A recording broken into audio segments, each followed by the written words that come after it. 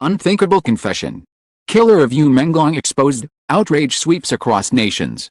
What kind of dark truth could possibly shake millions of hearts across the globe? The shocking confession has left fans speechless, igniting fury and disbelief everywhere. Let's join Red Carpet Revealed to uncover the full story and explore the truth behind this explosive revelation, right now. The world has been rocked by a revelation so shocking, so unthinkable, that even the most hardened observers of celebrity scandals were left speechless.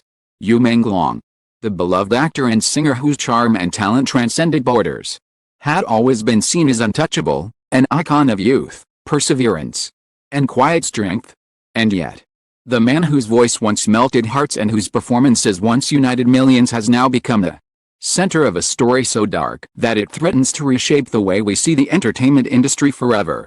The confession of his killer, unveiled in a stark and emotionless courtroom, exposed not only the twisted motive behind the crime but also the hidden web of corruption, manipulation, and betrayal that has been festering in the shadows of the entertainment world. When news first broke of Menglong's sudden and tragic death, the initial reports painted a picture of accident and misfortune. Headlines suggested exhaustion, a health crisis, or perhaps a freak circumstance, leaving fans stunned but confused.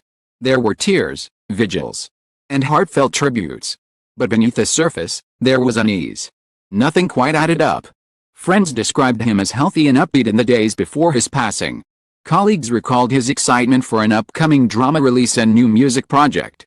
The timeline was blurred, and the inconsistencies grew too loud to ignore. Whispers began to spread. Had something more sinister taken place? Whispers soon became shouts when law enforcement quietly reopened their investigation. It was not the fans who were the first to sense something off, it was the people closest to you. A manager hinted at odd late-night phone calls, threatening messages, and an unexplained change in Menglong's mood in the final weeks of his life. A close friend recalled how he would look over his shoulder constantly, as though someone was watching him. These fragments, at first brushed off as paranoia or stress, began to weave together a far darker pattern. Something was terribly wrong. The bombshell came when police revealed that they had apprehended a suspect, someone shockingly close to Menglong, someone he had once trusted. The collective gasp across the nation was almost audible. Fans clung to their phones, watching live streams, refreshing news sites, waiting for details. When the suspect was brought before the media, faces turned pale. This was no stranger. This was someone embedded in the very machinery of Yu's career. Someone who had walked the same hallways, shared the same green rooms, shaken hands with the same industry figures.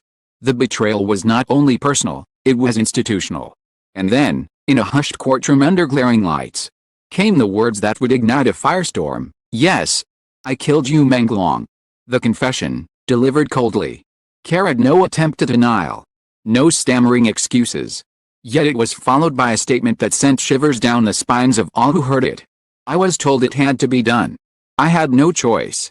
The phrase was repeated, almost ritualistically, like a chant. What did it mean? Who had given the order? Within hours, the world exploded with outrage. Tags surged to the top of social media platforms. "Justice for Menglong, dark truth exposed. Unthinkable confession." Fans held vigils not only in Beijing and Shanghai but also in Seoul, Tokyo, Los Angeles, and Paris. People who had never even heard his name before began to share articles, images, and video clips, uniting under a banner of fury and heartbreak. It was not just about the death of a star anymore, it was about the exposure of a system that seemed rotten to its core. Investigative journalists wasted no time. Within days, they pieced together a trail of financial irregularities, canceled contracts, and strange clauses buried in entertainment deals. Menglong had been caught in a tug-of-war between powerful players, each pulling strings behind the curtain. There were allegations of withheld pay, enforced public appearances, and manipulative contracts designed to trap him. Had confided in his parents, it was revealed, about the suffocating pressure he felt, about how he had been threatened when he voiced his desire to break free. The confession of the killer revealed only part of the truth. As prosecutors pressed the accused, more names began to surface. The words "they forced me" echoed like a death knell, hinting at a cabal of unseen figures pulling the strings. Court documents leaked, exposing emails, text messages, coded exchanges between executives and handlers. The picture that emerged was one of deliberate cruelty, a young star manipulated, isolated, and ultimately sacrificed. As the days passed, public anger reached a fever pitch. Protesters stormed the streets outside entertainment company headquarters, carrying placards with Menglong's face and demanding accountability. Fans organized massive online campaigns, flooding corporate accounts with messages of rage and sorrow. International human rights groups began to issue statements, calling for thorough investigations into labor exploitation in the entertainment industry. The government itself could not remain silent. Officials promised a full inquiry, and parliamentary sessions were interrupted by impassioned speeches referencing the case. Menglong had, in death, become more than just an entertainer. He had become a symbol of every artist silenced, every dream crushed under the weight of corruption and greed. Amidst of this chaos, Menglong's family stepped forward. His mother, face etched with grief, revealed private letters her son had written. In them, confessed his despair, his sense of being trapped, his fear that something terrible was going to happen. He begged his parents not to worry. But between the lines, the hopelessness was undeniable. Her voice trembled as she read, "If one day I disappear, please don't blame yourselves. Just know I tried to fight." The room, filled with reporters, broke into sobs. The raw emotion of a grieving mother turned the case from a scandal into a moral reckoning. Still, questions hung in the air. Exactly were the shadowy figures the killer had referenced? Why was Menglong targeted? Was it simply about money? Or something deeper, perhaps the fear of what he might expose? Analysts debated furiously on late-night talk shows, speculating about rivalries, power struggles, political entanglements. Every theory seemed plausible. Every rumor fed the fire. Yet through all the noise, one thing was clear: the outrage was unstoppable. The confession had opened a wound too deep to ignore. From fan forums to international news outlets, one refrain echoed endlessly: "We demand justice." The unthinkable had happened, and the world could no longer look away. The aftermath of the confession was nothing short of apocalyptic in its scale. Around the world, people were no longer speaking about Menglong as simply a star who died tragically. They were speaking about him as a martyr, a symbol of everything that was wrong with an industry that promised dreams but delivered nightmares. Every headline screamed outrage. Every broadcast repeated the killer's chilling words. Social media became a battlefield where fans, journalists, politicians, and insiders fought to interpret the hidden truth behind those words. "I was told it had to be done." From New York to London, from Seoul to Sydney, vigils erupted spontaneously. Fans held candles, sang his songs, played his dramas, and wept openly in public squares. But beneath the grief, there was a palpable rage. It was no longer enough to mourn. People wanted accountability. They wanted the names of those who had orchestrated the crime. They wanted to see the unseen hands behind the puppet strings dragged into the light. Investigations deepened. Prosecutors promised to follow every lead, and soon enough, more evidence leaked. Documents showed financial transfers between shadowy entities connected to the entertainment conglomerates. Encrypted messages hinted at silencing someone before he spoke too much. Analysts pored over the files and concluded that Menglong had likely uncovered a devastating truth, one that could have unraveled contracts, exposed exploitation, cost powerful people millions. His death was not just a personal tragedy, it was a calculated act of protectionism by a system too greedy and too afraid to let him speak. The killer's second interrogation was even more explosive. Trembling, he admitted that he had been blackmailed himself. He said, "If I didn't do it, they would ruin me, destroy my family, erase me." He broke down as he described the threats, the surveillance, the way his phone calls were monitored. The image of a lone murderer acting on impulse crumbled. In its place emerged a horrifying picture of a system that coerced not only its victims but also its perpetrators. Public fury reached new heights. Protesters stormed the headquarters of the implicated companies, clashing with security forces. Hashtags demanding boycotts of certain brands dominated trends worldwide. Governments began to respond, launching committees and hearings. Lawmakers thundered in parliaments about the dangers of unchecked power in entertainment. What began as a single case had erupted into a global movement for reform.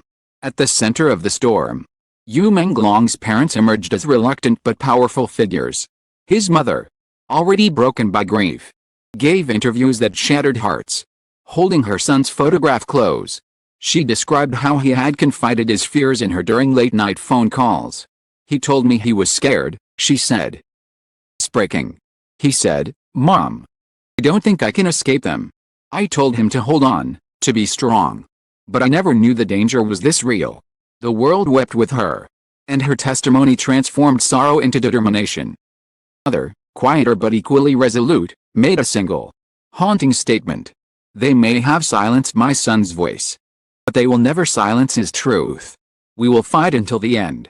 His words echoed across media platforms, shared millions of times, printed on posters at rallies, painted on murals. Menglong's face, once framed in posters for dramas and albums, now stared down from walls as an icon of resistance. The trial of the confessed killer began. The tension was unbearable. Crowds gathered outside the courthouse, chanting his name, demanding justice. Inside, the courtroom was packed with reporters, family, national observers. The killer, quiet and trembling, repeated his confession but added a chilling new detail. "They told me you had evidence." He was going to speak out, to stop him before he revealed it. Gasps filled the courtroom. The implication was clear: Menglong had been preparing to expose something monumental. Speculation soared. What evidence had he gathered? Was it recordings, documents, testimonies? The prosecution hinted at encrypted files recovered from his personal computer, but they stopped short of revealing their contents. Swirled that the files contained proof of widespread exploitation, blackmail, and financial crimes involving some of the biggest names in the industry. Thought that Menglong had died not just as a victim but as a whistleblower struck like lightning. The trial became a stage not just for law but for catharsis. Lined up overnight to secure seats. Every testimony was live-streamed to millions. Every tear, every stammer, every revelation was dissected online. When a former staff member broke down on the stand, seeing that they too had been pressured to keep quiet about what you had uncovered, the courtroom erupted. Reporters described the atmosphere as electric, almost unbearable. And yet, even as the trial progressed, there was an uneasy sense that justice might never be complete. Confessed killer faced sentencing, yes. True masterminds, the faceless they, remained hidden. Commentators warned that without structural reform, the cycle would continue. But fans refused to give up. Organized global campaigns, flooding embassies, demanding extraditions, demanding transparency. They raised money for independent investigations. They boycotted companies. They built coalitions. Menglong's death had ignited a fire that would not be extinguished. The final day of the trial was one of the most dramatic spectacles in modern memory. As the killer delivered his last statement, he fell silent. He did not plead for mercy. Instead, he raised his head and said, "I was a pawn, and Menglong was the sacrifice. His truth will destroy them all. Look deeper. We'll find everything." His words, haunting and cryptic, echoed long after he was led away. When the verdict was read, guilty, the crowd outside exploded in cheers and tears. But the victory was bittersweet. The man in custody had admitted his role, but the larger conspiracy remained unresolved. And yet, something had shifted. The outrage had forced the world to confront the ugly reality of exploitation, greed, and silence. Menglong's name was no longer just a celebrity's name, it was a banner, a rallying cry. As his family left the courthouse, they held a candle and whispered, "We will carry his light." Around the globe, millions echoed her words. Memorials were erected. Documentaries announced. Investigations launched. His story had transcended tragedy, become a movement.